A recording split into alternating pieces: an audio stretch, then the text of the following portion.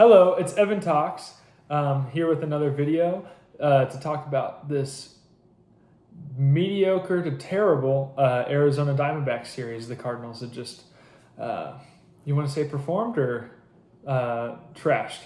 Well, we'll see. Today we'll be talking about Liberatore and his time with the Cardinals, the offense, what's going down on the farm, mainly in Springfield, new front office changes, and the next series. So let's get into it. My question to y'all is, to start off, is what is Liberatore? Is this Liberatore's last start as a Cardinal? Again, we saw another blow up with him. He went 5 1/3 innings, so he finally got length, but he gave up 8 hits, resulting into 6 earned runs, 2 walks, and 3 Ks. So now he's not even striking out anybody.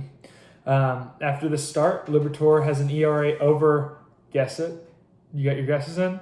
I bet you weren't going to say 10 in the month of June. An ERA over 10, resulting in a 10.34. That is terrible. This might be worse than Eric Fetty's time last year with the Cardinals.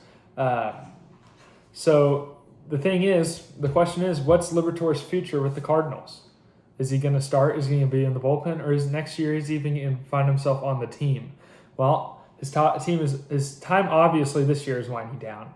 I don't think he should get another start if you're looking for a playoff spot or contending this year. With other options such as Dobbins and Motts and Matthews, like we discussed in the last video, they obviously are crushing it in the minors. Dobbins has had MLB experience, and he's performed well with the Cardinals up already in his 4 or 5 games that he's pitched. And then Matthews and Motts are killing it down in AAA. But what about the next few years? What does his time look like? He's about to be arbitration eligible again in 2027. He's a free agent in 2030, but that means the Cardinals are going to have to spend more money on him than the league minimum. So are the Cardinals willing to take that risk? And if he's going to be like this, I don't know if they should.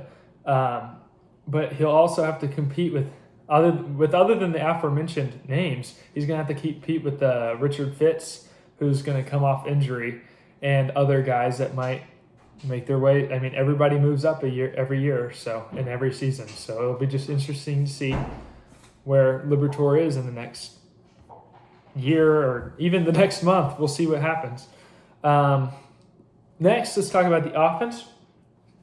The offense stepped up this series as usual, but they weren't able to overcome the pitching in this series. The first game, we were able to win by a score of 3-2, and the bottom of the order, which is fun to see, is finally contributing. The past couple weeks they have been, or a few weeks. The Cardinals were able to have a .318 batting average with runners in scoring position this series, so that was nice to see.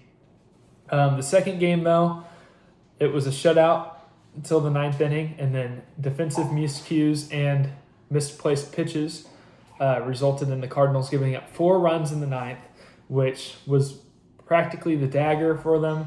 They tried coming back, but they fell short by 1 run, resulting in a score of 4-3. In that 9th inning, you had Jordan Walker miss a fly ball. He couldn't see it.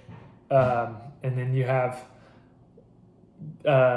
Jimmy Crooks have a pass ball, and then another pass ball. It could have been wild pitch, I forgot.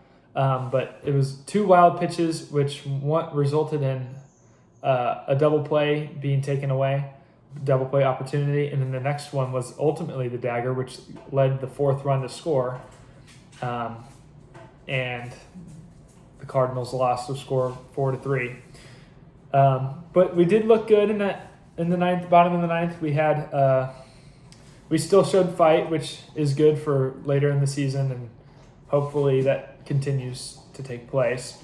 That's the second time it's happened in the past week, so that's exciting.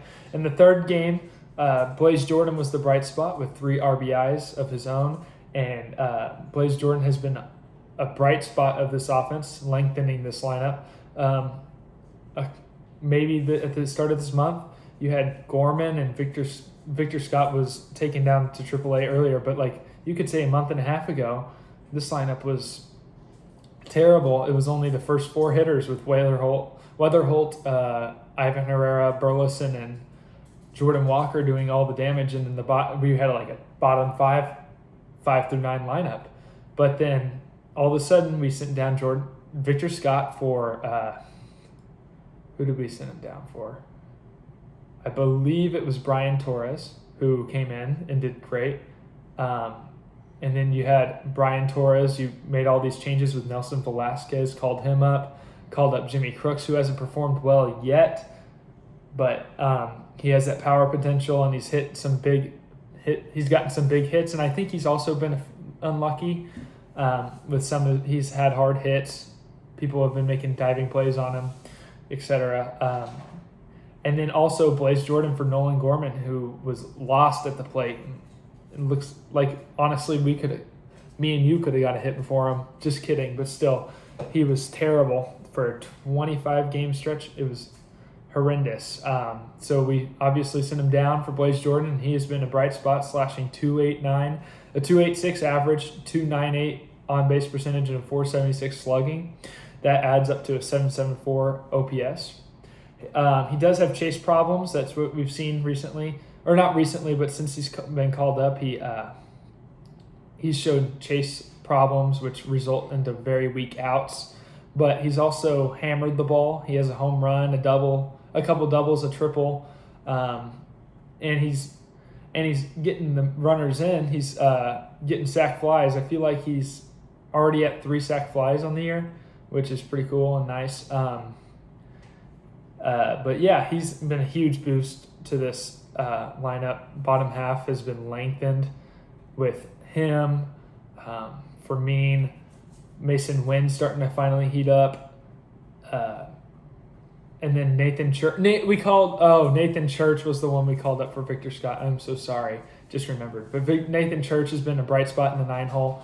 So it's been a very exciting bottom of the lineup. But also to add, Blaze Jordan, we were scared about his defense. He is 3 outs above average in around 90 to 100 innings. So something to keep an eye out on. But next to talk about, we have the Springfield Cardinals coming in with the power. The Springfield Cardinals have recently added a few new members to their team. They called up Trey Richardson III, who is raking down in the minors. He came out of nowhere. I've never heard of the man. And then all of a sudden I see his stats pop up, and I'm like, oh, wow. He's going to find himself on the top 30 list for sure for the Cardinals next year, or in the next update. Juan Bin Cho, who was an exciting prospect for a bit, finally is showing off. He got called up. And then also Jesus Baez, who showed his power this past year. We got him in the centerpiece. He was the centerpiece for the Helsley trade. But they all homered in the same game the other day, while also including a home run from Raniel Rodriguez, our number 2 prospect. He's 19 years old. I'm 18. Makes me wonder what I'm doing with my life. But he's starting to finally figure it out at the AA level. He started off kind of slow, but the past 10 or 15 games, he's been raking. I think he has 3 or 4 home runs in that span. But yeah, so it's an exciting Springfield team all of a sudden. I know they were kind of like, out of all the teams in the Cardinal system, they were probably the least exciting, but now they got all these fun prospects called up, and so it'll be exciting to see where they lead. And now, so Juan Bin Cho has raised his prospect stock because he was having a terrible past 2 years, finally doing great. Trey Richardson came out of nowhere, and Jesus Baez, the centerpiece of the Ryan Helsley trade, is starting to show a big power threat at the power-deprived position of second base, so it's exciting. Other news that the Cardinals had this weekend, or this week, middle of the week. Oh, I wish it was the weekend. But Bill DeWitt III is the new CEO of the Cardinals. And then Anuk Karun, excuse me for the name, I'm just going to say Anuk K, is the new president of business operations, so that's exciting. We'll see what they are able to do on the business side of things. But it made me really think of what's Bill DeWitt the Jr.'s future with the Cardinals. It'll be interesting to see what happens in the next few years. He remains as the owner currently, but it'll be interesting to see what happens with these new changes in the front office. If Bill DeWitt III takes over or somebody comes in, there were rumors at the beginning of the year, I believe, that somebody was looking to buy the Cardinals. So it'll be interesting to see. And to wrap it all up, the Cardinals are headed off to a next new series against the Miami Marlins. They've been hot in the month of June. Just when the weather's starting to heat up, they've gotten hot. They find themselves in a wild card hunt at this point. Looks like the first game, it will be Michael McGreevy against Max Meyer. Max Meyer's been killing it this year, so be interesting to see how that happens. I believe that's the second time they're facing each other. McGreevy, first start against the Marlins, he didn't have his best start. I think he gave up 4 or 5 runs in that inning. And then Dustin May against Ryan Gusto, and then Andre Palante against Tyler Phillips. In my opinion, I think we take 2 out of 3. I think we lose the first game and win the next 2.